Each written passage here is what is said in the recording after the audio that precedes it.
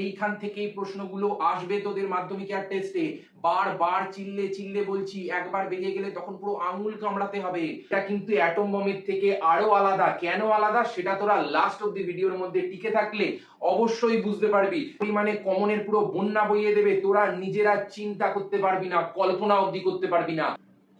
নমস্কার বন্ধুরা, তোমাদের সবাইকে অনেক অনেক অনেক স্বাগত তোমাদের নিজস্ব চ্যানেল 12টা পাস ল্যাবের ভেতরে। আমি তোমাদের মেন্টর সৌম্যদা।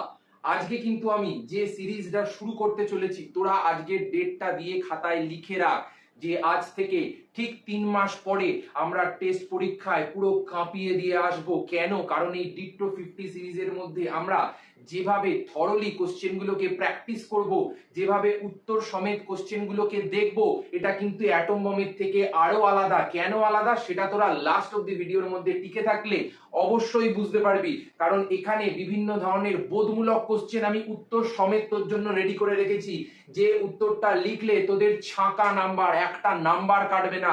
এবং প্রচুর পরিমাণে বন্ধুদের সাথে শেয়ার করে দে এবং হোয়াটসঅ্যাপেও প্রচুর পরিমাণে শেয়ার করে দে। কারণ এই সিরিজটা যে পরিমাণে কমনের ঝড় আনতে চলেছে, যে পরিমাণে মাধ্যমিকে বল টেস্টে বল, যে পরিমাণে কমনের পুরো বন্যা বইয়ে দেবে, তোরা নিজেরা চিন্তা করতে পারবি না, কল্পনা অবধি করতে পারবি না। আজকের ডেটটা দিয়ে আমি তোদের বুক টুকে বলে গেলাম, তোরা লিখে রেখে দিবি। এবং ভিডিও শুরু করার আগে আরো একটা জিনিস বলে দিচ্ছি, তোমরা যে পরিমাণে ভিডিওর মধ্যে ভালোবাসা দিচ্ছ তার জন্য আমি তোমাদের কাছে চিরকৃতজ্ঞ। এবং এইভাবেই ভালোবাসাটা বজায় রেখো এবং বন্ধুদের সাথে প্রচুর পরিমাণে শেয়ার করে দিও। এবং যারা চ্যানেলে নতুন আছো, এইভাবে যদি কমনের বন্যায়, কমনের ঝড়ে নিজেদেরকে উড়িয়ে নিয়ে যেতে চাও, ভাসিয়ে নিয়ে যেতে চাও, তাহলে কিন্তু অবশ্যই করে চ্যানেলটাতে লাইক, সাবস্ক্রাইব এবং কমেন্ট করে জানাবে যে ভিডিওটা তোমাদের কেমন লাগলো।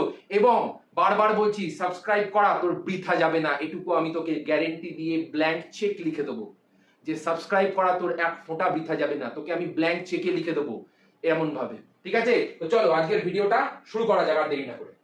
তো প্রথম যেভাবে আমরা শুরু করতাম বিভিন্ন ধরনের এমসিকিউ দিয়ে, এসএকিউ দিয়ে, শূন্যস্থান, সত্য মিথ্যা। কারণ আমাদের মনে রাখতে হবে, আমাদের যদি 100 টেস্টে বল, মাধ্যমিকে বল, লাইফ সায়েন্সে তুলতে হয় বা যে কোনো সাবজেক্টের কথাই বলে নে না কেন, যদি তোলার ইচ্ছা থাকে তাহলে প্রথমত আমাদের শর্ট কোশ্চেনকে পুরো হাতের মুঠোয় আনতে হবে।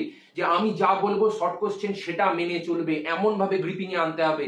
বারবার বলেছি, ভয় নয়, বাজি মাত করবো আমরা। সেই জন্য তোমরাও ভালো করে জানো যে 36 নম্বর কিন্তু আমাদের কিসে আছে?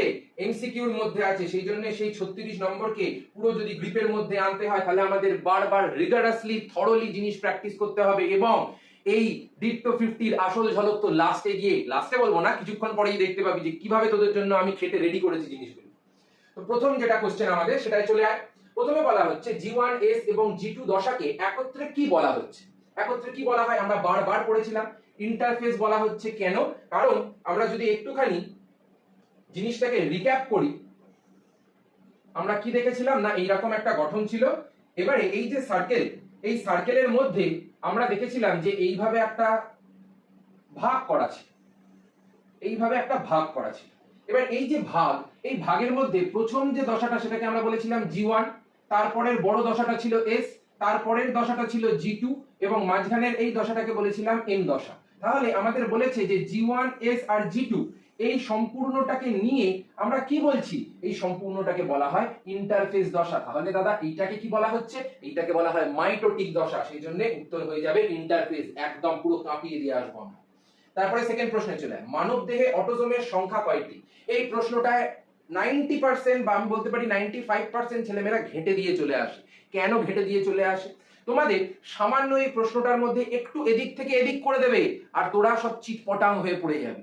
তোদের জানা জিনিস, করা জিনিস, তাও তোরা চিটপটাং হয়ে পড়ে যাবি। কেন দেখবি? দেখ, এখানে বলেছে মানব দেহে অটোজোমের সংখ্যা কটা। সাধারণত পুরুষ বল বা মহিলা বল, আমি পুরুষের ক্ষেত্রেই ধরছি, একই।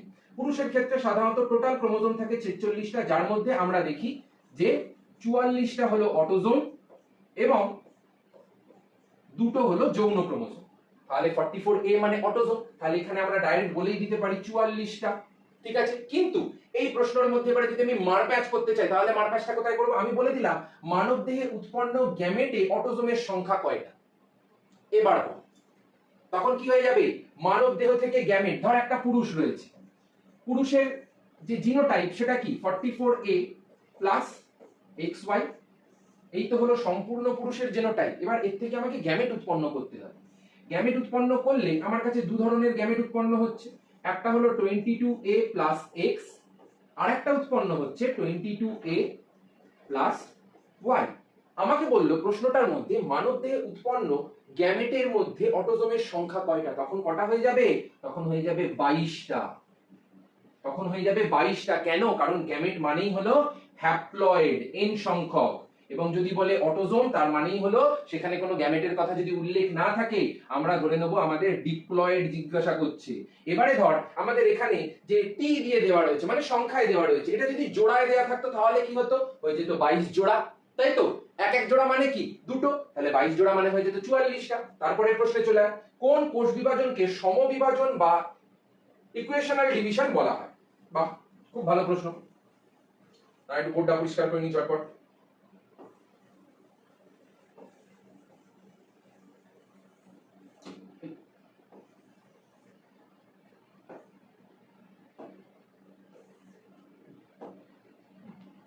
এবারে চলে, এখানে বলেছে সমবিভাজন কেন বলা হচ্ছে, তার কারণ হলো আমরা যখন দেখছি যে আমাদের দেহকোষ, সেই দেহকোষটা কি প্রকৃতি, 2n প্রকৃতি। এবার এই 2n দেহকোষ থেকে পরবর্তীকালে যখন কোষ বিভাজন হচ্ছে তখন আমরা দেখেছিলাম n কখন হয়ে যাচ্ছিল, মানে যেটাকে আমরা হ্রাস বিভাজন বলছি, কখন হয়ে যাচ্ছিল, মিওসিসের ক্ষেত্রে হয়ে যাচ্ছিল। কিন্তু ধর এটাকে আমি বললাম যে না এটা n হচ্ছে না, এটা কি হচ্ছে, এটা হয়ে যাচ্ছে হলো আমার কাছে 2n যেমন ছিল তেমনই 2n ই তৈরি হচ্ছে। তার মানে কি হলো, তার মানে same same same to same পুরো ডিট্টো কপি তৈরি হয়েছে। কোথায় দেখতে পাই আমরা, দেহকোষের মধ্যে আমরা দেখতে পাই, আমরা দেহকোষের মধ্যে এটা দেখতে পাচ্ছি। সেই জন্য এই পদ্ধতিটাকে কি বলা হয় কোষ বিভাজনের, মাইটোসিস কোষ বিভাজন পদ্ধতি। এবং বারবার বলছি তোমাদের একটা কথা, আমি যেভাবে প্র্যাকটিস করাচ্ছি শুধু বিশ্বাস করে প্র্যাকটিস করতে থাক। তোরা অনেকেই দেখেছি হোয়াটসঅ্যাপে কমেন্টে খুব পাজলড হয়ে যাচ্ছিস, খুব টেনসড হয়ে যাচ্ছিস, হোস না, হোস না বাবা, হোস না। কারণ আমি যেভাবে করিয়ে দিচ্ছি, আমি তো ধর 8 বছর হতে গেল, এই বছরটা নিলে 8 বছর হতে গেল পড়াচ্ছি, আমি জানি তোদের কোন টেকনিকে প্র্যাকটিস করিয়ে দিলে, কোন টেকনিকে পড়িয়ে দিলে তোরা 100 মারতে পারবে। সেই জন্য শুধু বিশ্বাস করে যেমন ভাবে করাচ্ছি তেমন ভাবে ক্লাসগুলোকে করতে থাক, তেমন ভাবে ফলো করতে থাক, তোদের 100 একটা নাম্বারও কাটা যাবে না। 100 99 98 এর পুরো বন্যা বইয়ে দেবো, ঠিক আছে?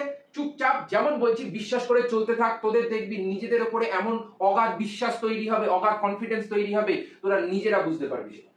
তারপরে চলে কোরকোদ্গম বা বার্ডিং দেখা যায় কোন জীবে, ভালো করে, কোরকোদ্গম বা বার্ডিং দেখা যাচ্ছে কোন জীবে। এবারে আমরা কি পড়েছিলাম, জীবের মধ্যে জীব মানে হলো উদ্ভিদও একটা জীব, প্রাণীও একটা জীব। এখানে কিন্তু কনফিউজ হবে না, অনেকে মনে করবে দাদা আমরা তো প্রাণী বলতে জীব ধরেছিলাম, ওটা তো কোরকোদ্গম মানে তো হাইড্রা দেখেছিলাম, আর তুমি বলেছিলে যে উদ্ভিদ মানে তো ইস্ট হয়ে যাচ্ছিল ব্যাপারটা। হ্যাঁ ঠিক, একদম ঠিক, 100-র মধ্যে 200% ঠিক তোমরা, কিন্তু আমাদের বলেছে তো জীব, আমাদের তো বলেনি যে উদ্ভিদ বা স্পেসিফিক্যালি প্রাণী।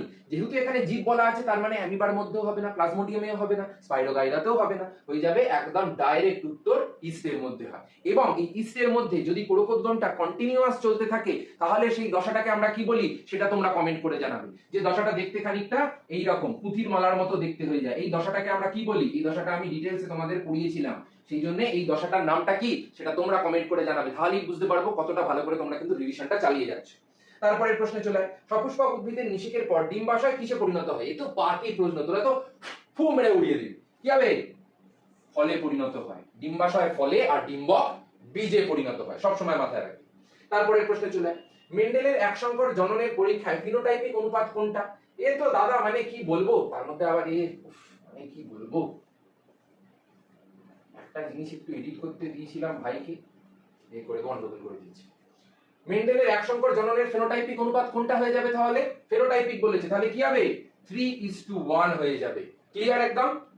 তারপরে প্রশ্নে চলে, হিমোফিলিয়া রোগের জিনটি হলো কি হবে? হিমোফিলিয়া রোগের জিন কোন ধরনের বাহিত? এক্স ক্রোমোজোম বাহিত প্রচ্ছন্ন পরিব্যাক্ত জিন ঘটিত রোগ। বারবার বলছি, অনেক সময় ছেলেমেয়েরা কি করে, ওয়াই ক্রোমোজোম করে ফেলে, ভুলেও করিস না, অটোজোম করে ফেলে, ভুলেও করিস না, এই ভুলের কোনো ক্ষমা নেই। বারবার বলছি এই ভুলের কোনো ক্ষমা নেই, যেমন ভাবে বলছি তেমন ভাবে চলতে থাক সেই পথ ধরে, তোরা 100 পাবি। তারপরে চলে অরিজিন অফ স্পিসিস বইটির লেখককে আমরা কি পড়েছিলাম, ঝটপট ঝটপট আমরা কি পড়েছিলাম, আমরা পড়েছিলাম যে origin of species on the means of by means of natural selection on earth, যে বইটা ছিল সেই বইটা কে লিখেছিল? সেই বইটা লিখেছিল ডারউইন।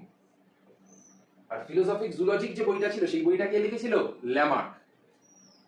তারপরে 9 নম্বর প্রশ্নে চলে, পায়রার বায়ুথলির সংখ্যা কটা? কিছুদিন আগেই রিভাইজ করিয়েছিলাম। পায়রার বায়ুথলির সংখ্যা কটা? পায়রার বায়ুথলির সংখ্যা হলো 9টা। কেন? কারণ তার মধ্যে 4টে বায়ুথলি জোড়ায় রয়েছে এবং একটা বায়ুথলি বিজোড় সংখ্যায় রয়েছে। বিজোড় সংখ্যাটার নাম কি? ক্লভিকল অন্তর্বর্তী বায়ুথলি। আর যেগুলো 4টে জোড়ায় আছে সেগুলোর নাম কি? গ্রীবাদেশীয় বায়ুথলি, অগ্রদেশীয় বায়ুথলি মানে অগ্রবর্তী বায়ুথলি, পশ্চাৎবর্তী বায়ুথলি আর উদরদেশীয় বায়ুথলি। এই 4টে প্রত্যেকটা জোড়ায় জোড়ায় থাকে। শূন্য 4 দুগুণে 8 আর 1 এ 9, একদম পুরো ছক্কা। তারপরের প্রশ্নে চলে যাই। এবারে আমরা করব শূন্যস্থান পূরণ। প্রথম প্রশ্নে বলা হচ্ছে কোষচক্রের ড্যাশ দশায় ডিএনএ সংশ্লেষ ঘটে। বলতো এগুলো তোরা পারবি না? হ্যাঁ, এতবার প্র্যাকটিস করিয়েছি, এত ধরে ধরে বুঝিয়েছি, এগুলো তো পুরো লালুভুলু কোশ্চেন তোদের কাছে। এবার তোদের মনে হতে পারে যে দাদা এই ধরনের লালুভুলু কোশ্চেন আসবে? আসবে, অবশ্যই আসবে। কেন আসবে না? তোরা আগে বল কেন আসবে না? তোদের কি পরীক্ষায় ফেল করানোর জন্য সবাই বসে আছে?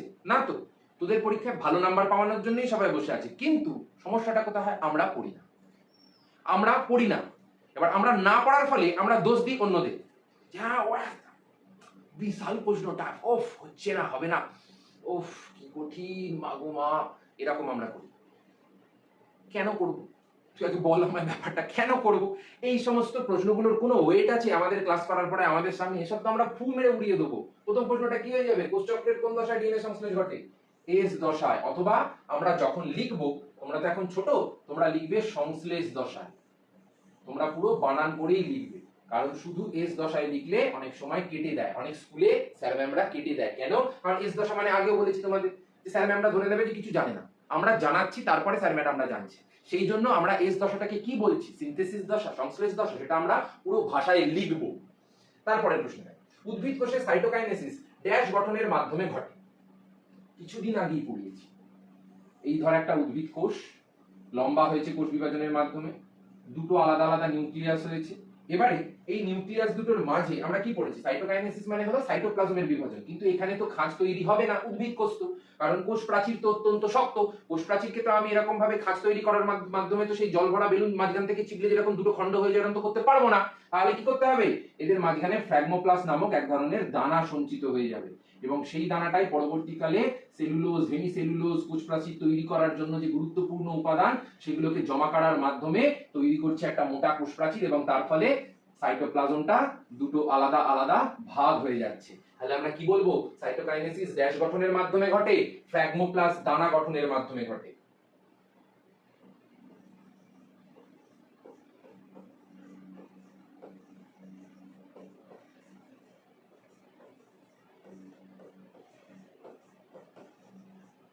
ব্যাস, পুরো ফাটাফাটি নাম্বার, একটা নাম্বারও কাটছে না।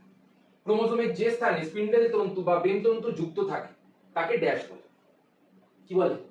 এখানে এই কোশ্চেনটা অনেকটা কন্ট্রাডিক্টরি, কিন্তু আমি পরিষ্কার করে দিচ্ছি। এখানে বলেছে ক্রোমোজোমের যে স্থানে স্পিন্ডেল তন্তু বা বেনতন্তু যুক্ত থাকে তাকে কি বলা হয়? এখানে দুটো উত্তর তোমরা যদি লিখো দুটোই ঠিক হবে। কেউ কেউ লিখতে পারে সেন্ট্রোমিয়ার, তারটাও ঠিক হবে। কেউ কেউ লিখতে পারে কাইনেটোকোর, তারটাও ঠিক হবে। কিন্তু তোমরা কি লিখবে আমি বলে দিচ্ছি, তোমরা লিখবে কাইনেটোকোর।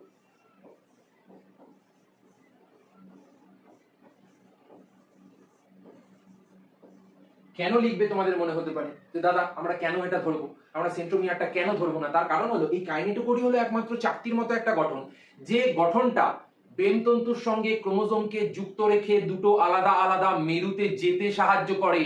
নাহলে কেউ ওকে হেল্প করবে না। তিনকুলের ওর কেউ পূর্বপুরুষ এসে বলবে টেনে টেনে চ ভাই, হাত ধরে চ আমার সাথে চ, এরকম কেউ সাহায্য করছে না। সেই জন্য কাইনেটোকোর এমন একটা গঠন যেটা চাকতির মতো হয়ে বেনতন্তুর সঙ্গে যুক্ত থেকে দুটো আলাদা আলাদা ক্রোমোজোমকে দুটো আলাদা আলাদা প্রান্তে নিয়ে যেতে সাহায্য করছে। তারপরের প্রশ্নে চলে, খন্ডি ভবন দেখা যায় ড্যাশ নামক শৈবালে। তোদের বারবার বলেছিলাম, মনে করে দেখ, বারবার কি বলেছিলাম যে আমরা এই যে খন্ডি ভবন বল বা অন্যান্য বিভিন্ন ধরনের প্রক্রিয়া বল, এগুলো কিন্তু উদ্ভিদ প্রাণী দুটোর মধ্যেই আমরা দেখতে পাচ্ছি। সেই জন্য এইবার যে শৈবাল বললো, শৈবাল মানে আমাদের উদ্ভিদের ক্যাটাগরির মধ্যে সেটাকে ধরে নিতে হবে, যতই সেটা অ্যালগির ভাগের মধ্যে পড়ুক না কেন, সবুজ উদ্ভিদেরই তো বাবা। তাহলে আমরা এটাকে কি ধরবো? এটার নাম কি হয়ে যাবে? এটার নাম হয়ে যাবে সেই স্পাইডারম্যানের স্পাইনোগাইরা।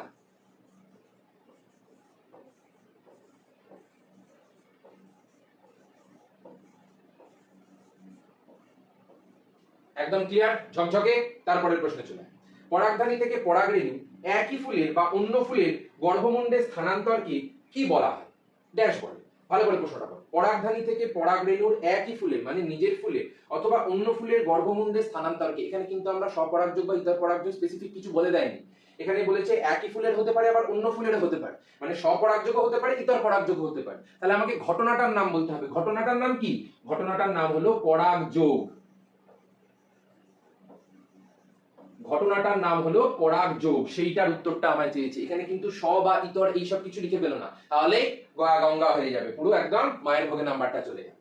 তারপরে চল, বংশগতির ধারক ও বাহক হলো, এটা তো অ্যান্সার দিবি, একদম পাতি একটা প্রশ্ন, এটা তোদের জন্য থাকলো 15 নাম্বার প্রশ্নটা। অবশ্যই কিন্তু সবাই কমেন্টস এর মধ্যে ভালো করে ভিডিওটাকে দেখে ভালো করে উত্তরগুলো প্র্যাকটিস করে ভালো করে এই উত্তরটা দেবে। কেন?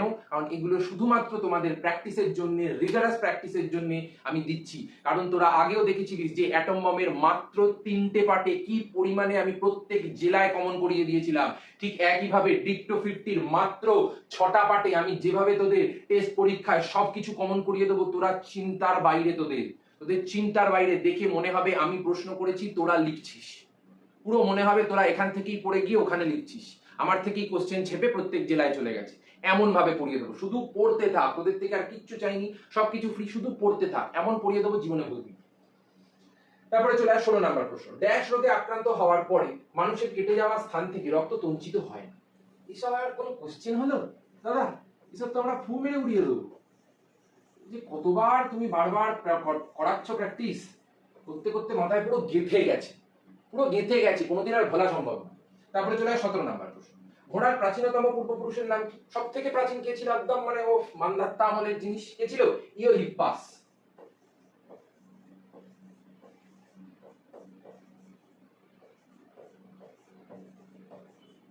এবারে যদি আমরা পুরো সজ্জাক্রমটা একবার বলি, ইওহিপ্পাস, মেসোহিপ্পাস, মেরিচিপ্পাস, প্লায়োহিপ্পাস, ইকুয়াস।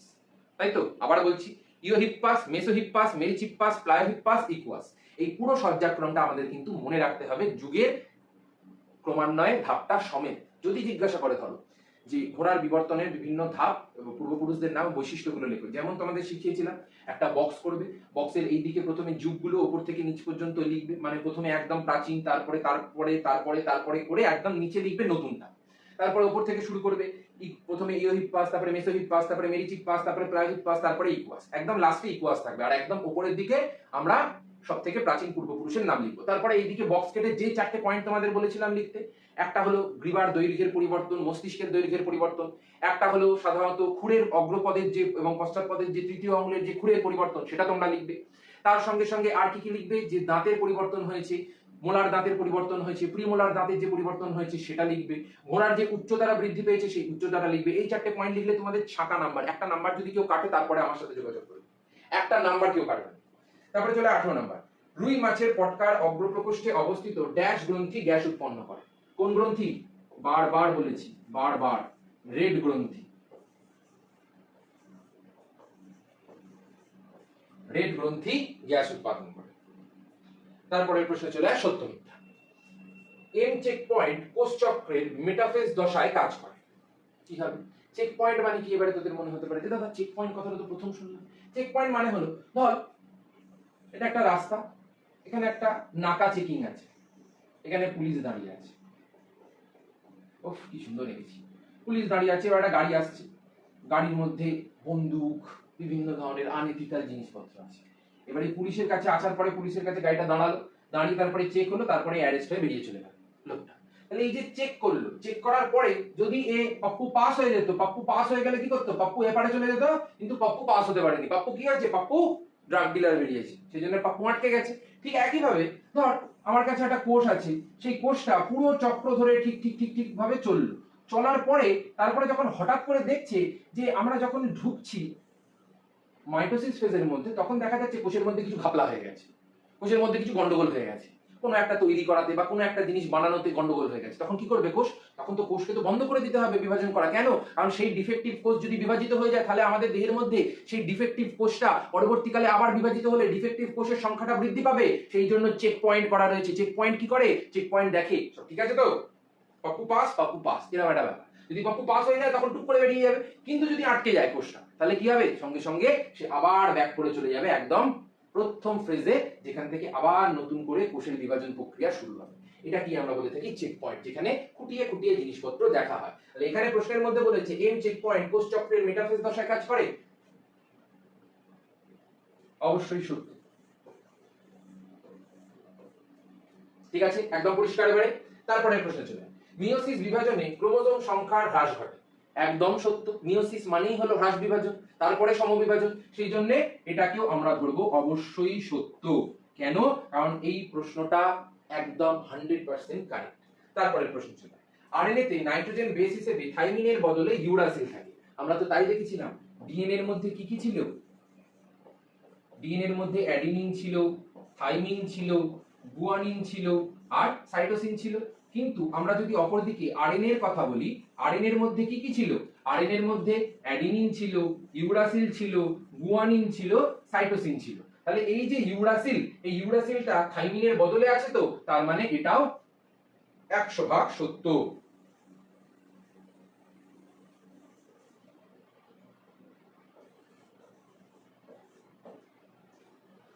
তারপরে প্রশ্ন চলে, প্ল্যানেরিয়ার ক্ষেত্রে পুনরুৎপাদন দেখা যায়, কি হবে? প্ল্যানেরিয়ার ক্ষেত্রে সত্যি তো দেখা যায়, একদম ঠিক।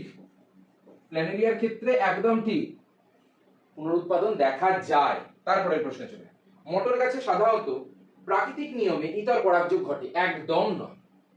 রেসিপ্রোকাল পদ্ধতিকে আমরা অবলম্বন করে তারপরে প্রাকৃতিক ভাবে আমরা ঘটাতে পারবো না। রেসিপ্রোকাল পদ্ধতিকে অবলম্বন করেই আমরা ইতর পরাগযোগ ঘটাই। আমরা পড়েছিলাম না, একবার বেগুনি ফুলকে স্ত্রী ফুল, একবার সাদা ফুলটাকে স্ত্রী ফুল বানিয়ে তারপরে এর পরাগরেণু থেকে নিয়ে গিয়ে ওর গর্ভমুণ্ডে, ওর গর্ভমুণ্ড থেকে নিয়ে এসে এর গর্ভমুণ্ডে। তাহলে এই যে আদান প্রদান, এই যে ইতর পরাগযোগ ঘটানো হলো কৃত্রিম ভাবে তুলির সাহায্যে পরাগধানীকে কেটে দিয়ে, তাহলে এটা কি প্রাকৃতিক হলো? এটা হয়ে গেল সম্পূর্ণ কৃত্রিম। তাহলে এটা হয়ে যাবে সম্পূর্ণ মিথ্যা। একদম পরিষ্কার ঝকঝকে। তারপরের প্রশ্ন ছিল, মেন্ডেল তার বংশগতি পরীক্ষার জন্য গিনিপিগ নির্বাচন করেছিল, করেছিল না, মটর গাছ নির্বাচন করেছিল। তাহলে এটা হয়ে যাবে সম্পূর্ণ মিথ্যা। এবার তোমাদের মধ্যে অনেকেই বলবে যে কেন দাদা, আমি তো গিনিপিগ দিয়েও তো দ্বিসংকর জনন একসংকর জনন পড়ছি, কিন্তু মেন্ডেল যখন পরীক্ষা করেছিলেন, মেন্ডেল পরীক্ষাটা করেছিলেন মটর গাছের উপরে।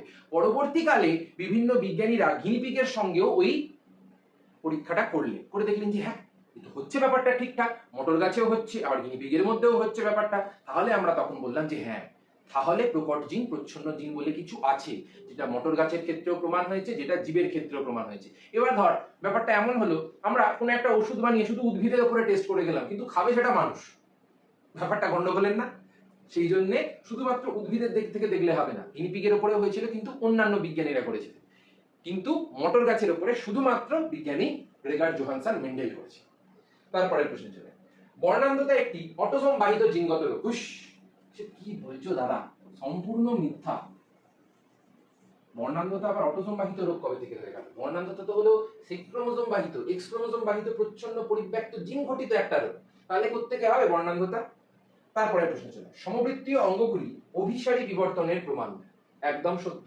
সমবৃত্তীয় মানে কি বলেছিলাম? বিভিন্ন পরিবেশ থেকে আসছে, কিন্তু দেখা যাচ্ছে যে তাদের যে অঙ্গগুলো রয়েছে সেগুলো একটাই কাজ করছে। কি কাজ করছে না? উড্ডয়নে সাহায্য করছে। যেমন ধরে নে কীট পতঙ্গ, পাখি, প্রজাপতি, বাদুড়, এদের প্রত্যেকের যে ডানার যে গঠন সবকটা আলাদা আলাদা, কিন্তু এদের ডানা আসলে সাহায্য করে কিসে? ডানা সাহায্য করে হলো উড়তে।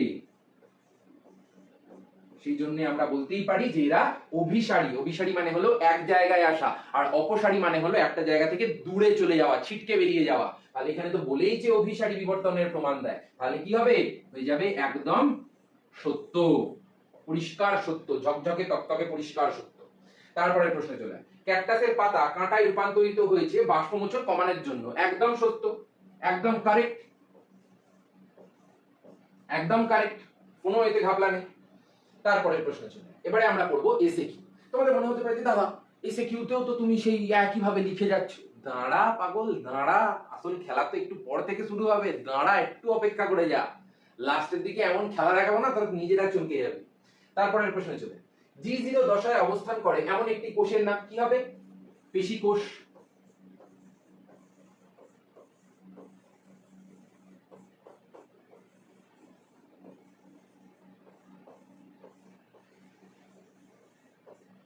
স্নায়ু কোষ, এই ধরনের কোষগুলোকে আমরা সাধারণত G0 দশায় দেখি। কেন? কারণ এদের কোনো ধরনের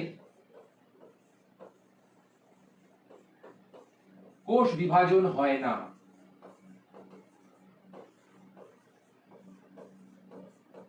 কোষ বিভাজন হয় না। ঠিক আছে, একদম ক্লিয়ার। তারপরের প্রশ্ন চলে, ক্রসিং ওভার কোন কোষ বিভাজনে দেখা যায়? ক্রসিং ওভার কোন কোষ বিভাজনে দেখা যায় বল? এক সেকেন্ড তোদের টাইম দিচ্ছি, মানে একটু ভিডিওটাকে পজ করে নে, তোরা একটু নিজেদের দিক থেকে ভেবে নে, আমি এক্ষুনি ঝট করে তাহলে উত্তরটা দিয়ে দেবো। আমি একটুখানি ওয়েট করছি তোদের জন্য। ঠিক আছে, একটু ভিডিওটাকে পজ করে নিয়েছিস, এবার আমি উত্তরটা বলি। আগে নিজেরা চেষ্টা করবে, নিজেরা চেষ্টা না করলে কিন্তু কোনোদিন এই ব্রেনটা খুলবে না। এই ব্রেনটাকে কিন্তু খোলাতে হবে। আমি করে সব দিচ্ছি, বুঝিয়ে সব দিচ্ছি, কিচ্ছু বাদ যাবে না, সব কমনের মধ্যে থাকবে, কিন্তু নিজের ব্রেনটাকে একটু খাটাতে হবে। ব্রেন না খাটলে, ব্রেন অলস হয়ে গেলে খুব সমস্যা হবে। এখানে বলেছে ক্রসিং ওভার। ক্রসিং ওভার মানে কি ছিল? ক্রোমোজোমের খণ্ডাংশের বিনিময়, ক্রোমোজোমের বাহু, ক্রোমোজোমের ক্রোমাটির বাহুর বিনিময়, যার ফলে সজ্জাক্রমের পরিবর্তন ঘটে। কোন ধরনের কোষ বিভাজনে দেখা যাবে? মিওসিস কোষ বিভাজনে দেখা যাবে।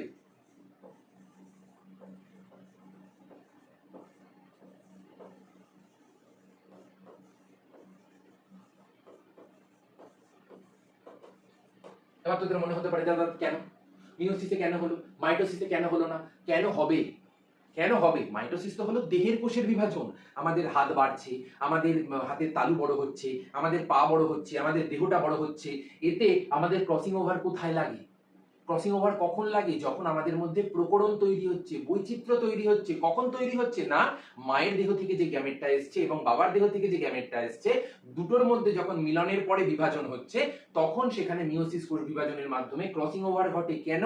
কারণ ওদের দুজনের যে আলাদা আলাদা গ্যামেটের ক্রোমোসোমের যে বৈশিষ্ট্য, সেটা যখন মিলেমিশে যাবে, একাকার হয়ে যাবে, তখনই তো তৈরি হচ্ছে একটা নতুন সন্তান, নতুন বৈশিষ্ট্যযুক্ত, নতুন প্রকরণযুক্ত। তাহলে তো আমরা মায়ের ডিক্টো কপি বা বাবার ডিক্টো কপি হয়ে যেতাম, কোনো বৈশিষ্ট্য পার্থক্য কিচ্ছু থাকতো না, পুরো আইডেন্টিক্যাল কপি হয়ে যেতাম, এমন ব্যাপারটা হয়ে যেত। সেই জন্য মিওসিস অত্যন্ত গুরুত্বপূর্ণ একটা প্রক্রিয়া, যেটা যৌন ক্রোমোজোমের মধ্যে অবশ্যই করে সম্পন্ন হবেই হবে। শুধু যৌন ক্রোমোজোম বলবো না, অটোজোমের মধ্যেও সম্পন্ন হবে। কেন হবে? কারণ আমাদের দেহের তো গঠনের বিভিন্ন বৈচিত্র্য রয়েছে। যেমন আমার বাবার দেহটা সাধারণত অনেকটা বড় সড়ো, লম্বা চওড়া, অনেকটা চওড়া। আমি আমার বাবার থেকে লম্বা, কিন্তু অনেকটা আমার বাবার দেহটা চওড়া, কিন্তু আমি আবার অতটা চওড়া নই, আমি একটু রোগাড় উপরে। কেন? কারণ আমার মায়েদের যে জেনেটিক কনফিগারেশন, সেখানে আবার তারা রোগা, বা আমার যে বাড়ির দাদু উনি রোগা, তার ফলে কি হচ্ছে? আমার দেহের গঠনটা রোগা এসেছে। জিন তো, কার দেহের কোন জিনটা কখন প্রকাশ পেয়ে যাবে কেউ জানে না, কেউ জানে না, অন গড বলছি, কেউ জানে না, আমি নিজেও জানি না। আমার থেকে যারা পরবর্তী জেনারেশন আসবে, তার মধ্যে আমার বাবার জিন প্রকাশ পাবে না আমার জিন প্রকাশ পাবে, সবকিছুই প্রচ্ছন্ন, সবকিছুই প্রকট অবস্থায় দেহের মধ্যে লুকিয়ে রয়েছে। কোথা থেকে কি যে প্রকাশ পাবে কেউ ওরকম ভাবে হাত গুনে বলতে পারবে না। যখন প্রকাশ পাবে, ছেলে বড় হবে, মেয়ে বড় হবে, তখন দেখে তোমরা বলতে পারবে যে হ্যাঁ, এটা মামার বাড়ির থেকে পেয়েছে, এটা বাবার বাড়ির থেকে পেয়েছে, এটা দাদুর থেকে পেয়েছে, এটা দিদার থেকে পেয়েছে, এটা ঠাকুরদার থেকে পেয়েছে। এই হলো ঘটনা। তারপরের প্রশ্ন চলে, ডিএনএ সম্পূর্ণ নাম কি? এটা তোরা পারবি না, এটা তোদের জন্য থাকলো, সহজ সহজ গুলো তোদের জন্য রাখছি। ডিএনএ সম্পূর্ণ নাম একদম ঝিঙ্কু করে আমার কিন্তু কমেন্ট বক্সের মধ্যে চাই, বারবার বলছি, পুরো ভিডিওটা দেখবে এবং প্রত্যেকটা যেগুলো যেগুলো ছোট ছোট প্রশ্ন তোমাদের করতে বলছি অবশ্যই করবে, তাহলেই আমি বুঝতে পারবো যে ভিডিওগুলো তোমরা কিন্তু পুরোটা দেখছো, নাহলে কিন্তু খুব সমস্যায় পড়ে যাবে। কারণ এইখান থেকেই প্রশ্নগুলো আসবে তোদের মাধ্যমিকের টেস্টে। বারবার চিল্লে চিল্লে বলছি, একবার বেরিয়ে গেলে তখন পুরো আঙুল কামড়াতে হবে। হাত কেন, আঙুল কেন, পুরো মনে হবে পুরো ভাতটাই পেটের ভেতর ঢুকিয়ে কামড়া কামড়ি শুরু করে দিই, এমন ব্যাপার হয়ে যাবে। কারণ এই প্রশ্ন বারবার বলছি আসবেই আসবে, যতটুকু করাচ্ছি ততটুকু কর, এই প্রশ্ন আসবেই আসবে, 100 না 200% গ্যারেন্টি। তারপরে চলে 31 নাম্বার, একটি পতঙ্গ পরাগী ফুলের নাম দাও। কত আছে, কত আছে? পদ্ম, আম, জবা, এরা সবাই পতঙ্গ পরাগী। তারপরে প্রশ্নে চলে স্বাভাবিক মানুষের দেহকোষে ক্রোমোজোমের সংখ্যা দেখ। বলেছিলাম তোকে মারপ্যাচ করে মারবে, মারপ্যাচ করে মারা শুরু হয়ে গেছে। স্বাভাবিক মানুষের দেহকোষে ক্রোমোজোম সংখ্যা, দেহকোষের মধ্যে বলেছে, আর ক্রোমোজোম সংখ্যা বলেছে, গ্যামেট বলেনি।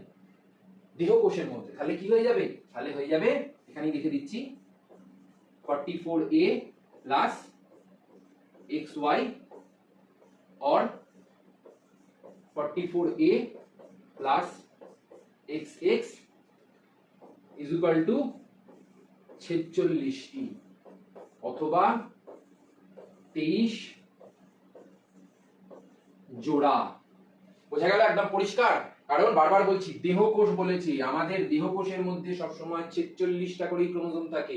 যদি এখানে বলে দিত গ্যামেটের মধ্যে ক্রোমোজোম সংখ্যা, তাহলে ফট করে হয়ে যেত 23টা, কারণ 46 থেকে তো হাফ হয়ে যাবে। কারণ বারবার বলেছি ধর বাবার দেহের যে গ্যামেটটা রয়েছে 44A প্লাস XY, সেটা যখন ভাগ হচ্ছে সেটা কিভাবে ভাগ হচ্ছে, একটাই যাচ্ছে 22A প্লাস X আর একটাই যাচ্ছে 22A প্লাস Y, এই তো দুটো ভাগে ভাগ হচ্ছে। এবার এখানে গুণ না, 22 আর 1 এ 23, এখানেও 22 আর 1 এ 23, 23 23 যোগ করলে হয়ে যাচ্ছে 46, তার মানে এগুলো হয়ে গেল গ্যামেট এবং এটা হয়ে গেল আমাদের দেহকোষ।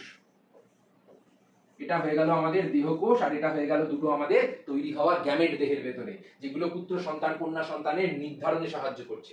তারপরের প্রশ্নে চলে, থ্যালাসেমিয়া রোগে মানুষের কোন অঙ্গ সবচেয়ে বেশি ক্ষতিগ্রস্ত হয়? কোন অঙ্গ সবচেয়ে বেশি ক্ষতিগ্রস্ত হয়? হৃৎপিণ্ড,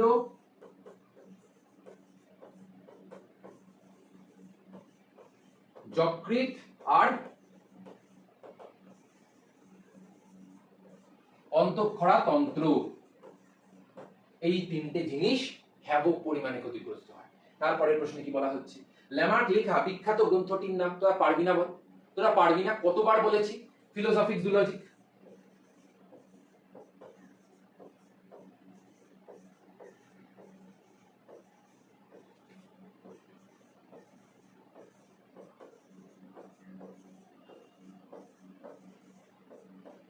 একদম ক্লিয়ার, পরিষ্কার, বইটার নাম লিখলেই পাক্কা নাম্বার, আর কিচ্ছু না, আর কিচ্ছু না।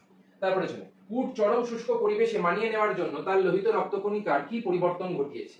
তার লোহিত রক্তকণিকার কি পরিবর্তন ঘটিয়েছে? তার লোহিত রক্তকণিকাকে ডিম্বাকার,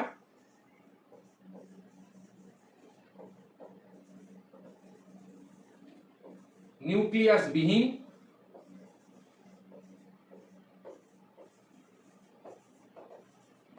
এবং এবং উচ্চ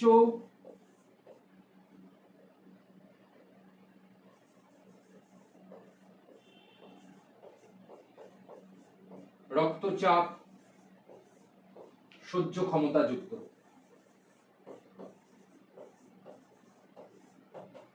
বোঝা গেল?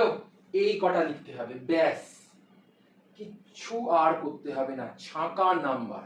বারবার বলছি যা করাচ্ছি করতে থাক, কেউ কাটতে পারবে না, পেন ঠেকাতে পারবে না, এমন লিখিয়ে দেবো। তারপরের প্রশ্নে, এইবারে হলো মজা। কি মজা? চারিদিকে শুধু মজাই মজা। কেন? কারণ তোদের এতদিন ধরে যে 2 নম্বরে এত সমস্যা ছিল, এত বোধমূলক এত প্রয়োগমূলক প্রশ্নে যে এত সমস্যা, সেই সমস্যার সমাধান করার জন্য আমি চলে এসেছি। কেন? কারণ এই যে সিরিজটা, এই সিরিজের 2 নম্বরের প্রশ্নগুলোর উত্তর ডিটেইলডে লেখা থাকবে, শুধু তোমরা নোট ডাউন করবে, আমি বুঝিয়ে দেবো, তারপরে এক ঝটকায় বিদ্যুতের মতো পুরো ফ্ল্যাশের মতো নাম্বার উঠবে, কেউ আটকাতে পারবে না। কেন? কারণ বারবার বলেছি যা করাবো তার বাইরে কিচ্ছু আসবে না, এবং এই প্রশ্নগুলো 2 নম্বরের অত্যন্ত অত্যন্ত অত্যন্ত গুরুত্বপূর্ণ, সেই জন্য একটা ফোঁটাও মিসও করা যাবে না। তো চল একদম ফাটাফাটি ভাবে শুরু করা যায়। প্রথম প্রশ্নে বলা হচ্ছে ক্রোমোজোম এবং ক্রোমাটিডের মধ্যে সম্পর্ক কি? একটু বেসিক থেকে বলি। এই যে নিউক্লিয়াসের মধ্যে যে ডিএনএটা আছে, সেই ডিএনএটা প্রথমে হিস্টোন প্রোটিনকে জড়িয়ে ধরে পেঁচাতে শুরু করে, এরা মাঝে মাঝে হিস্টোন প্রোটিন থাকে, এই হিস্টোন প্রোটিনকে জড়িয়ে ধরে পেঁচাতে শুরু করে। এবার দেখা যাচ্ছে যে ধীরে ধীরে ধীরে ধীরে পেঁচাতে পেঁচাতে পেঁচাতে পেঁচাতে এইরকম একটা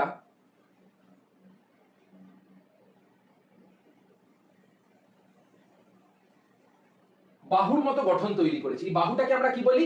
এই বাহুটাকে আমরা বলে থাকি ক্রোমাটিড। যেটা আমরা কখন দেখতে পাবো? যেটা আমরা সাধারণত অ্যানাফেজ দশা ইন্ডিভিজুয়ালি দেখতে পাই। এবারে এই যে ক্রোমাটিড আছে, এই ক্রোমাটিডটাকে আমরা যদি আবার ব্যাকে নিয়ে যাই, একটু পেছনের দিকে নিয়ে যাই মেটাফেজ দশায়, তখন আবার সেই ক্রোমাটিডটাই এরকম এক্স এর মতো হয়ে যাচ্ছে না ব্যাপারটা? কেন?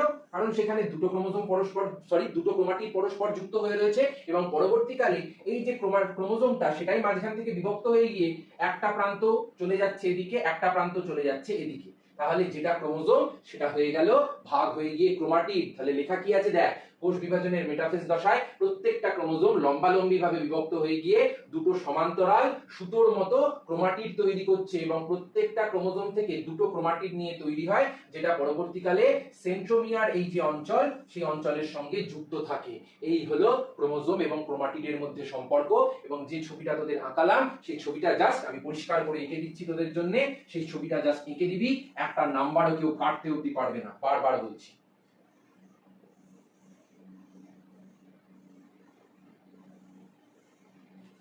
এবারে মাঝখান থেকে একটা এরকম ডটেড লাইন দিয়ে দেখাবি যে কেটে গেছে, কেটে যাওয়ার ফলে কি তৈরি হয়েছে, কেটে যাওয়ার ফলে এইরকম দুটো বাহুর মতো গঠন তৈরি হয়েছে। এবং এই বাহুগুলো কি আমরা কি বলি, এই বাহুগুলো কি আমরা বলছি ক্রোমাটিড।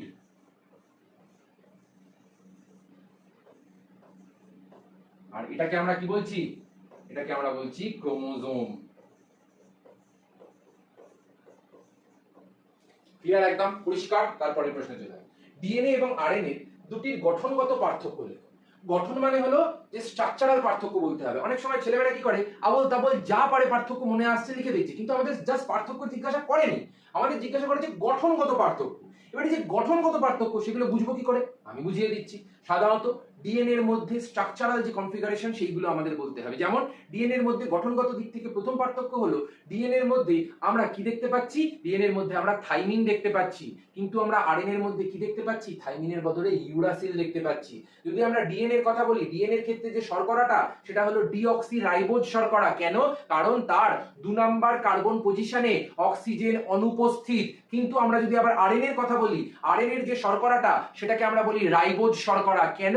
বারবার বলেছিলাম 2 নাম্বার কার্বন পজিশনের সঙ্গে একটা OH গ্রুপ যুক্ত রয়েছে, মানে হাইড্রক্সিল গ্রুপ যুক্ত রয়েছে, তার মধ্যে যেহেতু অক্সিজেন থাকে সেই জন্য আমরা কি বলছি, একটাকে বলছি রাইবোজ। আর ডিএনএ এর মধ্যে যেহেতু অক্সিজেনটা নেই, ফাঁকা, ডিএনএ এর মধ্যে ব্যাপারটা কি হয়েছে, ডিএনএ এর মধ্যে এইরকম একটা স্ট্রাকচার।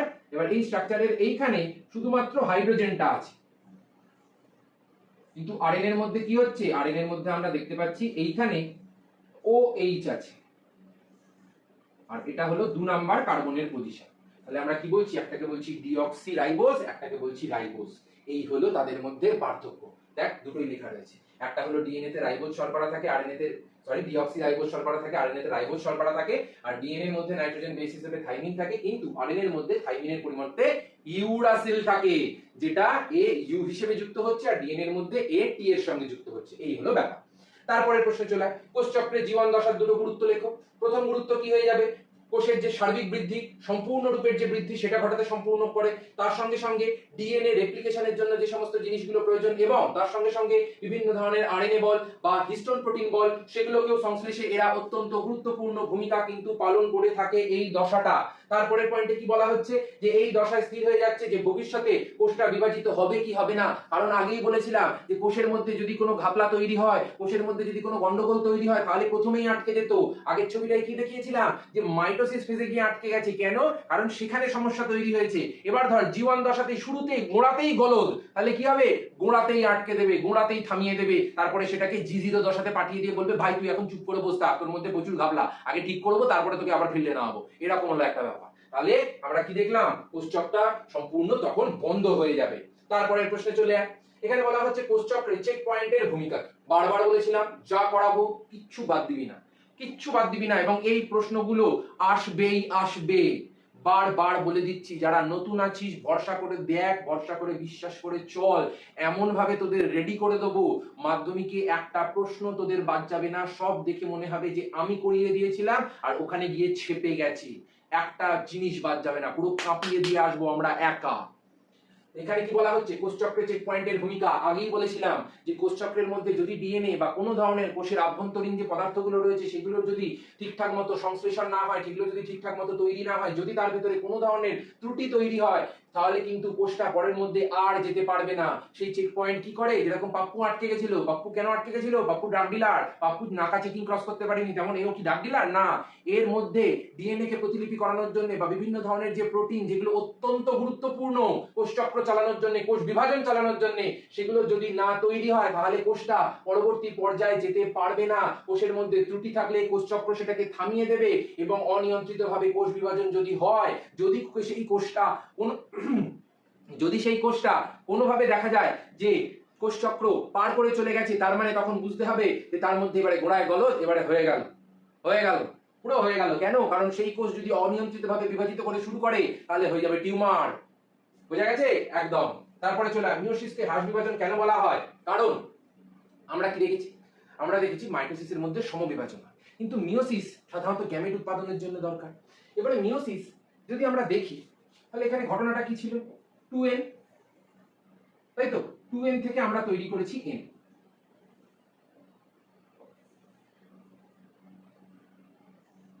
সেগুলো আবার পরবর্তীকালে সমবিভাজনের মাধ্যমে তৈরি করেছে আরো 4টে n। তাহলে এরকম হ্রাস কেন ঘটলো? তার কারণ হলো এই 2nটা যদি এখানে 2n মেনটেন করতো তাহলে এক একটা গ্যামেট কত হয়ে যেত, 46 হয়ে যেত। তাহলে পুরুষের দেহের ভেতর থেকেও 46 আসছে, মহিলার দেহের ভেতর থেকেও 46 আসছে, দুটো 46 মিলে কত হয়ে যাবে, 92 হয়ে যাবে। আমাদের কি দেহের ভেতরের ক্রোমোজোম সংখ্যাটা 92? না, কোনোদিনই না। সেই জন্য আমাদের দেহের ভেতরে ক্রোমোজোম সংখ্যাটাকে ধ্রুবক রাখার জন্য এই ধরনের হ্রাস বিভাজন সম্পন্ন হয়। কেন? কারণ মিয়োসিসের মাধ্যমে এই যে যেটা ছিল 46 সেটা এখন কততে পরিণত হবে, সেটা পরিণত হয়েছে এক একটাতে 23টা করে, প্রত্যেকটার মধ্যে 23টা করে আছে। এবং এই একটা 23 ক্রোমোজোম যুক্ত গ্যামেট যদি মহিলাদের কোনো একটা ডিম্বাণুর সঙ্গে, যেটা n মানে 23, যদি যুক্ত হয়ে যায় তাহলে কি হয়ে যাবে, তাহলেই তৈরি হয়ে যাবে একটা 46 ক্রোমোজোম যুক্ত একটা ভ্রূণ, যেটা পরবর্তীকালে বড় হয়ে পুত্র সন্তান হতে পারে, যেটা পরবর্তীকালে বড় হয়ে কন্যা সন্তান হতে পারে। সেই জন্য মিয়োসিসকে আমরা হ্রাস বিভাজন বলে থাকি, ক্রোমোজোম সংখ্যাটাকে ধ্রুবক রাখার জন্য অত্যন্ত গুরুত্বপূর্ণ যেটা একটা কোষ বিভাজন প্রক্রিয়া। তারপরে চলে অ্যামাইটোসিস বলতে কি বোঝানো হয়? এটা তো একদম তোরা ঝিঙ্কু করে পারবে, আমার কোনো সন্দেহ নেই তোদের উপর, একদম ফাটিয়ে দিতে পারবে। অ্যামাইটোসিস মানে কি? অ্যামাইটোসিস হলো যে সমস্ত সরল কোষ বিভাজন পদ্ধতির মধ্যে আমরা দেখতে পাচ্ছি, যেমন অ্যামিবার মধ্যে প্রথমে দেহটা একটা ডাম্বেল আকৃতি তৈরি করে, নিউক্লিয়াসটা লম্বালম্বি ভাবে বিভাজিত হয়, তারপরে সেই খাঁজটা যখন কেটে যাচ্ছে, সেই কেটে যাওয়ার মাধ্যমে একদম সরলতম পদ্ধতিতে without any chromosome formation and without any বেমতন্তু গঠন, যখন ক্রোমোজোমটা ডাইরেক্টলি বিভাজিত হয়ে যাচ্ছে নিউক্লিয়াস সমেত, তখন সেই ধরনের বিভাজনকে আমরা বলে থাকি অ্যামাইটোসিস কোষ বিভাজন। এবং এই অ্যামাইটোসিস কোষ বিভাজনকে প্রত্যক্ষ বিভাজন বা ডাইরেক্ট ডিভিশনও বলা হয়। কেন? কারণ ধর তুই একটা আলু আনলি, আলু এনে খাচাপ করে কেটে দিলি, হয়ে গেল ডাইরেক্ট ডিভিশন। কিন্তু তুই আলুটাকে এনে রেখে দিয়েছিস যে আলু কবে তৈরি হবে, আলু কবে ভাগ হবে, নিজে থেকে দুটো ছোট আলু তৈরি করবে, সেটাকে কি বলা হচ্ছে, সেটা আলাদা গঠন হয়ে যাচ্ছে। কিন্তু আমরা অ্যামিবার মধ্যে না কোষ বিভাজন দেখতে, মানে সরি, না আমরা ক্রোমোজোম দেখতে পাচ্ছি, না আমরা বেমতন্তু গঠন দেখতে পাচ্ছি, দুটোর একটাও দেখতে পাচ্ছি না। সেই জন্য আমরা কি বলবো, আমরা বলবো যে অ্যামাইটোসিস হলো একটা প্রত্যক্ষ বিভাজন, সব সময় মনে রাখবে। তারপরের প্রশ্নে চলে মাইক্রোপ্রপাগেশন বা অণুবিস্তারণ কি? তোরা পারবি না বল, তোরা পারবি না। 2 নম্বরের জন্য যেভাবে লিখে দিয়েছি শুধু এইটুকু লিখবি, তারপরে তোদের আর কেউ টলাতে পারবে না, বারবার বলেছি। তারপরে যে ওয়ার্ড ডায়াগ্রামটা আমি করিয়ে দিয়েছিলাম, বইয়ের মধ্যেও আছে, তোদের আমি ডাইরেক্ট স্লাইডের মধ্যেও করিয়েছিলাম, সেইটা শুধু লিখবি। কে তারপরে নাম্বার কাটে আমার সাথে যোগাযোগ করে। তারপরে প্রশ্নে বলা হচ্ছে যে অযৌন জননের দুটো পার্থক্য, এবং তারপরে প্রশ্নে বলা হচ্ছে স্বপরাগযোগ আর ইতরপরাগযোগের একটা করে সুবিধা আর একটা করে অসুবিধা। তোরা এগুলো পুরো কাঁপিয়ে দিয়ে আসবি এবং এই প্রশ্নগুলো আসবেই আসবে। আমার 100-র মধ্যে 200% গ্যারান্টি তোদের কাছে যে এই প্রশ্নগুলো আসবে, এবং তোরা এলে যে ফাটিয়ে দিয়ে আসবি সেটা আমার গ্যারান্টি, বারবার বলছি। তারপরের প্রশ্ন চলে দ্বিনিষেক বা ডাবল ফার্টিলাইজেশন কখন হচ্ছে? যখন আমরা দেখতে পাচ্ছি যে পরাগরেণু গর্ভমুণ্ডে পড়ছে, এবং এই গর্ভমুণ্ডে পড়ার পর পরাগরেণু যখন ধীরে ধীরে ধীরে ধীরে নিচের দিকে যাচ্ছে, এবং নিচের দিকে গিয়ে ডিম্বাশয়ের ভেতরে একবার ডিম্বাণুকে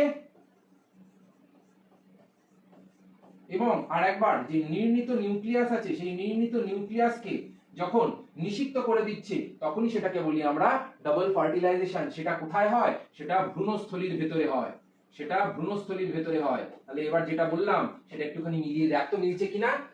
সপুষ্পক উদ্ভিদের ভ্রূণস্থলীতে একটি পুংগ্যামেট ডিম্বাণুকে নিষিক্ত করে জাইগোট গঠন করছে এবং অপর পুংগ্যামেটটি নির্মিত নিউক্লিয়াসকে নিষিক্ত করে শস্য গঠন করে। একই ভ্রূণস্থলীতে একই সাথে দুবার নিষেক ঘটার এই প্রক্রিয়াকে বলা হয় দ্বিনিষেক। এবং যে ছবিটা তোদের একে আমি ক্লাসের মধ্যে দেখিয়েছিলাম, সেই ছবিটা শুধু জাস্ট দেখিয়ে দিবি, ফাটাফাটি নাম্বার, ছোট্ট করে ছবিটা এঁকে দেখিয়ে দিবি, একটা নাম্বার তোদের কেউ কাটতে পারবে না। বারবার বলছি, শুধু বিশ্বাস করে এগিয়ে যা। তারপরে বলা হচ্ছে মানুষের লিঙ্গ নির্ধারণে পিতার ভূমিকা প্রধান কেন। এটাতেও অনেকের অনেক ধরনের লিখে সমস্যা ছিল, আমি লেখাটা সম্পূর্ণ দিয়ে দিয়েছি। এই ফরম্যাটে তোমরা যদি লেখো একটা নাম্বারও কাটবে না। তারপরে কি করতে হবে, তারপরে তোমরা যে ক্রসটা আমি শিখিয়ে দিয়েছিলাম লিঙ্গ নির্ধারণের, সেই ক্রসটা এখানে অ্যাড করে দেবে, ব্যাস। অবশ্যই করে কিন্তু ক্রসটা লিখতেই হবে, কারণ ক্রস ছাড়া কিন্তু মাধ্যমিকের এই বংশগতির প্রশ্নে নাম্বার দেবে না মাধ্যমিকে। এইভাবে না লিখলে নাম্বার দেবে না মাধ্যমিকে। যেভাবে শিখিয়ে দিচ্ছি সেভাবে লে, তোদের নাম্বার যদি কাটে তারপরে আমাকে বলে দিবি, তারপরে আমার সাথে যোগাযোগ করবে। তারপরের প্রশ্নে চলে থ্যালাসেমিয়া রোগের দুটো প্রধান লক্ষণ কি। প্রথমত আমরা দেখতে পাচ্ছি যে হিমোগ্লোবিন যেটা আছে সেটা বারবার ড্রপ করে যাচ্ছে, তীব্র পরিমাণে অ্যানিমিয়া সৃষ্টি হচ্ছে, রক্তাল্পতা তৈরি হচ্ছে, দেহের মধ্যে হিমোগ্লোবিন বারবার ভঙ্গুর হয়ে গিয়ে নষ্ট হয়ে যাচ্ছে। আর তার সঙ্গে সঙ্গে আমরা দেখতে পাচ্ছি বারবার যেহেতু রক্ত সঞ্চারণ করতে হয়, সেই জন্য লৌহ সঞ্চিত হয়ে যাওয়ার ফলে বা আয়রন ওভারলোডিং এর ফলে হৃৎপিণ্ড বল, যকৃৎ বল, অন্তঃক্ষরা তন্ত্র বল এগুলো সমস্ত ক্ষতিগ্রস্ত হচ্ছে এবং নষ্ট হয়ে যাচ্ছে। এই হলো ঘটনা। তারপরে চলে আজকে লাস্ট, সমসমস্ত এবং সমবৃত্তীয় অঙ্গের মধ্যে দুটো পার্থক্য। বারবার তোদের বলেছিলাম যে সমস্ত, সমস্ত মানে কি, যে উৎপত্তি এবং গঠনগত দিক থেকে এক। যেমন মানুষের হাত, ঘোড়ার অগ্রপদ, তিমির ফ্লিপার, পাখির ডানা, এগুলো সমস্ত কিন্তু উৎপত্তি এবং গঠনগত দিক থেকে এক। কিন্তু আবার যদি আমরা সমবৃত্তির মধ্যে বলি, সমবৃত্তির যে অঙ্গগুলো রয়েছে সেগুলো কিন্তু উৎপত্তি এবং গঠনগত দিক থেকে সম্পূর্ণ আলাদা। যেমন বাদুড়ের ডানা, পাখির ডানা, পতঙ্গের ডানা, প্রজাপতির ডানা, প্রত্যেকে আলাদা আলাদা উৎপত্তি এবং গঠনগত দিক থেকে তৈরি হয়েছে। আবার যদি সমসমস্তের মধ্যে আরেকটা গুরুত্বপূর্ণ দিক বলি, সেটা কি হয়ে যাবে, সমসমস্ত দিক সাধারণত অপসারী অভিব্যক্তিকে সমর্থন করে থাকে, আর সমবৃত্তীয় সাধারণত অভিসারী অভিব্যক্তি বা বিবর্তনকে সমর্থন করে থাকে। কেন, কারণ সমসমস্তের মাধ্যমে একটা জায়গা থেকে উৎপত্তি নিলেও আমরা চারিদিকে ছড়িয়ে যাচ্ছি বিভিন্ন কাজের জন্য, কিন্তু সমবৃত্তীর মধ্যে সবাই একটা জায়গা থেকে উৎপন্ন হয়ে একটা জায়গায় মিলছে। কেন, কারণ না তারা উড়তে সাহায্য করে। বাদুড়ের প্যাটাজিয়াম বল, পাখির ডানা বল, পতঙ্গের কিউটিকল বল, সব কটা জিনিস উড়তে সাহায্য করে ওদের। সেই জন্য একটা অভিসারী একটা অপসারী, একটা কাছে নিয়ে আসে একটা দূরে ঠেলে দেয়। এই হলো ঘটনা। তারপরের পয়েন্টে চলে ল্যামার্কের ব্যবহার এবং অব্যবহার সূত্রটা কি। তোদের বারবার বলেছিলাম যে যে জিনিসটা পাওয়ার জন্য আমরা কোনো একটা অঙ্গকে বারবার ব্যবহার করছি, যেমন জিরাফ নিজের গলাটাকে লম্বা করে উপরের দিকে গাছের পাতা খাওয়ার চেষ্টা করেছিল, সেই গাছের পাতা যদি খেতে পারে গলা লম্বা করে করে বারবার, তাহলে কি হচ্ছে, তারা সেই গলাটাকে বা গ্রীবাটাকে লম্বা করছে, তারা পাটাকে লম্বা করছে। তার ফলে উনি বলেছিলেন যে যে অঙ্গটা সব থেকে বেশি ব্যবহার হবে প্রাকৃতিকভাবে, তখন সেই অঙ্গটা সবল হয়ে উঠবে এবং সেটা প্রাকৃতিকভাবে একটা অভিযোজ্যতা পাবে, সেটা প্রাকৃতিকভাবে একটা কি বলবো ক্লিন চিট পাবে। তার ফলে কি হবে, জিনিসটা ধীরে ধীরে ব্যবহৃত হওয়ার মাধ্যমে সবল হয়ে উঠবে। এবং অব্যবহার কি, অব্যবহারের মাধ্যমে যেরকম আমাদের দেহের ভেতরে বিভিন্ন নিষ্ক্রিয় অঙ্গ রয়েছে। কেন, কারণ আমরা সেই পরিবেশ থেকে আর বিলং করছি না। এক সময় আমাদের পূর্বপুরুষরা সেই পরিবেশ থেকে বিলং করতো, কিন্তু আমরা আর করছি না।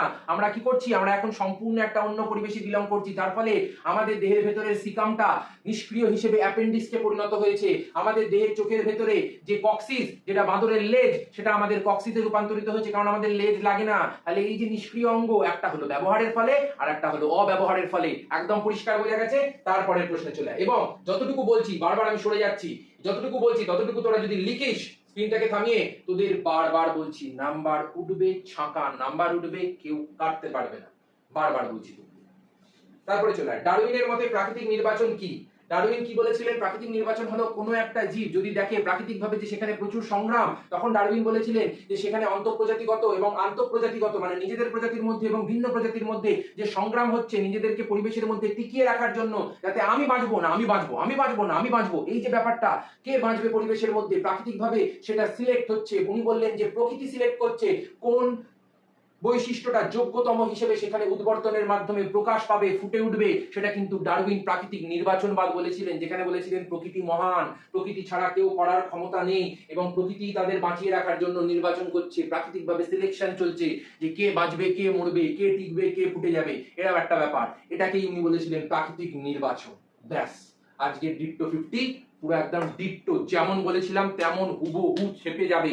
বারবার বলেছি একটা প্রশ্ন আনকমন আসবে না, যা বলছি সেইগুলো শুধু করতে থাক। যেভাবে তোরা কমনের বন্যা পাবি না, দেখে চোখ ধাঁধিয়ে যাবে।